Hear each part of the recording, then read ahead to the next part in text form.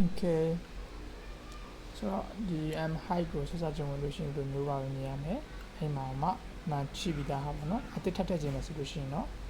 ဒီမျိုးလေးနှိပ်လိုက်နှိပ်ပြီးမှပေါင်းစပ်နှိပ်ပြီးလို့ရှိရင် at height နဲ့ at height အဲ့မှာအနေရင်းကိုမထည့်ပဲနဲ့ပေါ်သွားလို့ရှိရင်အောက်ဆင်းကြည့်လိုက် next နဲ့ engine နဲ့တော့လိုက်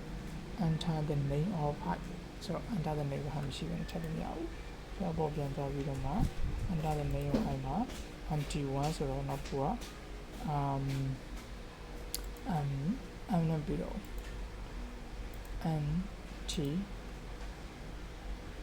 nt လို့ပြောမယ် okay နောက်တစ်ခုကအပြီးတော့ next နဲ့သွားကြည့်လိုက်မယ်ဆိုရင်တော့ select the location ရွေးခိုင်းတာနော် location ရွေးခိုင်းလို့ရှိရင် location ပြန်လို့ရွေးရမှာပေါ့ဆိုတော့ပေါ်ပြန်သွားပြီး location နှိပ်လို့ရှိရင်ရန်ကုန်မန္တလေးရှိမယ်မန္တလေးတစ်ခုရွေးလိုက်မယ်ဆိုတော့မန္တလေးရွေးပြီးတော့ရင်ပြန်သွားကြည့်မယ် next နဲ့သွားကြည့်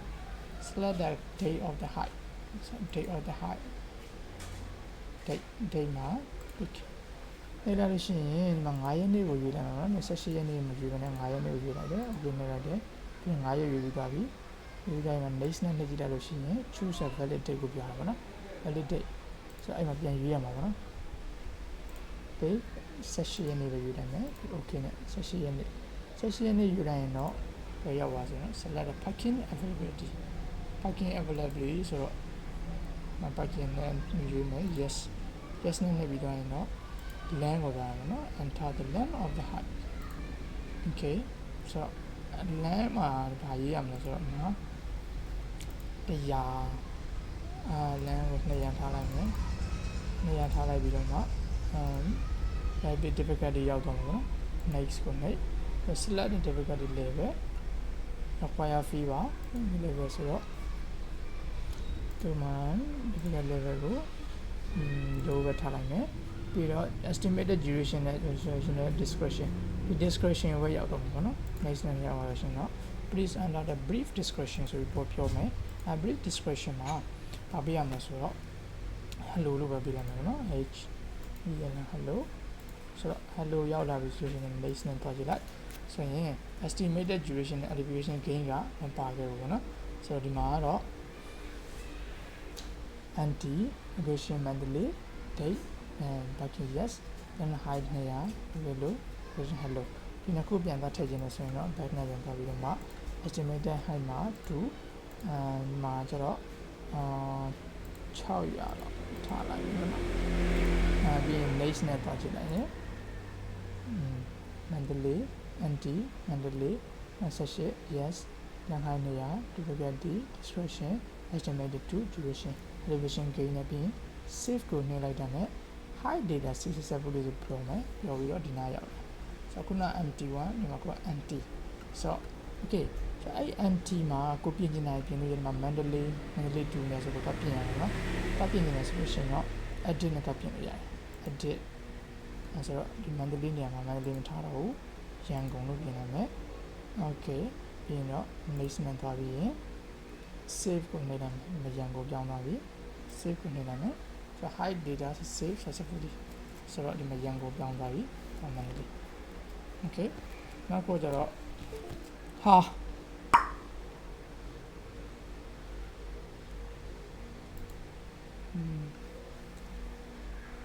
အဲ့မှာဆိုတော့ detail နဲ့ကြည့်မယ်နော် anti မှာ detail နဲ့ကြည့်မယ်ဒီနေ့ကြည့်မယ်ဆိုမှာ anti ရန်ကုန်58 yes 200လို့ဒီမှာback နားရတော့ပြန်ထွက်သွားလိုက်မယ် at observation ဆိုတော့ observation နဲ့ကြည့်မယ် observation မှာဘာတွေ့လဲဆိုတော့ဟိုမှာပြ monkey တွေ့ရပါတော့ monkey comment မှာကျတော့ funny ရနော် funny okay ဆိုတော့ monkey save ကိုနှိပ်လိုက်တာနဲ့ဆိုရင် data successfully ဆိုပြီးဒီမှာလာပြတာပေါ့နော်ဆိုတော့ monkey တစ်ခုရပြီထပ်နိုင်မယ်ဆိုလို့ရှိရင်နောက်တစ်ခုပေါ့နော် but မှာ cute ပေါ့နော် but မှာ cute နှိပ်ပြီးတော့ရှင်တော့ save ဆိုရင်ခဏလေးဆောင်မယ် monkey ပေါ်ကြည့်လိုက် but နော် monkey နဲ့ but နှစ်ခုရှိမယ် okay အဲ့မှာ back ကို view ကြည့်လိုက်မယ်ရ but 16ရက်နေ့ဒီချိန်4နဲ့5မိနစ်မှာ cube ဆိုင်နဲ့ပြလိုက်မယ်ပြီးတော့သူ but ကိုပြင်နေတယ်ဆိုလို့ရှိရင် edit လုပ်လိုက်မယ်အဲဒီမှာ but နေမှာကို blue but လို့ထည့်ချင်တယ်ပေါ့နော်ဆိုရင်တော့ b l ပြောပါ u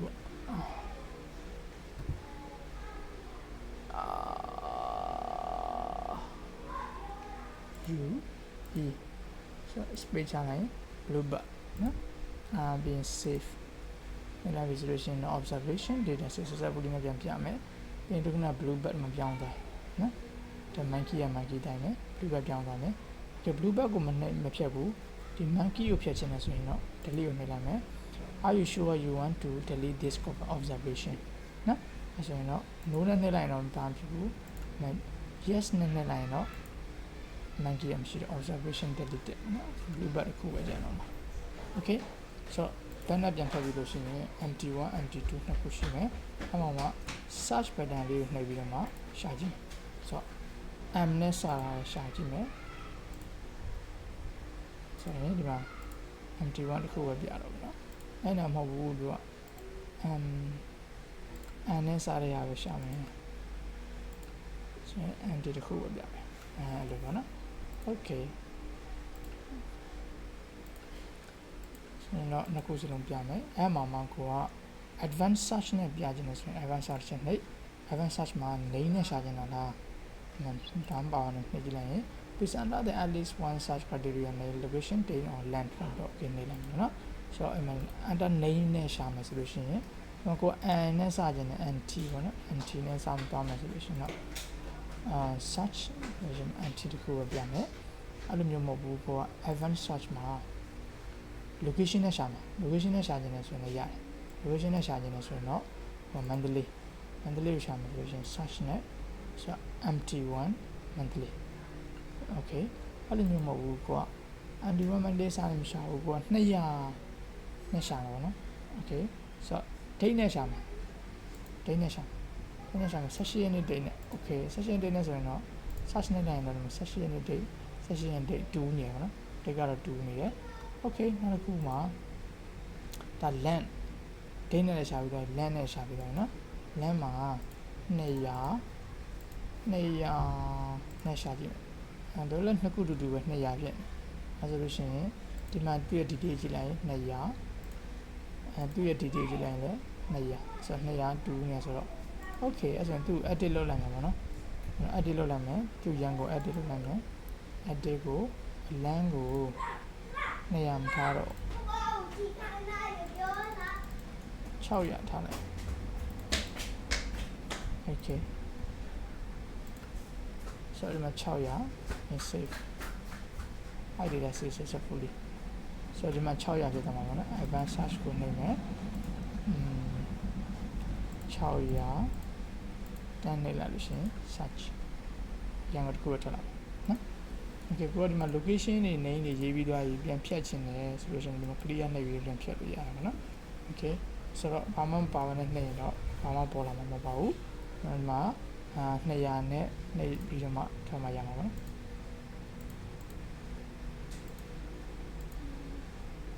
okay ဆိုတော့အဲ့မှာကိုက search ကိုရနှစ်ခုတက်လည်းပေါ်လာမယ်နောက်တစ်ခုထပ်ထည့်မယ်ပါနော် testing thanks တခုထပ်ထည့်မယ်အနေမှာ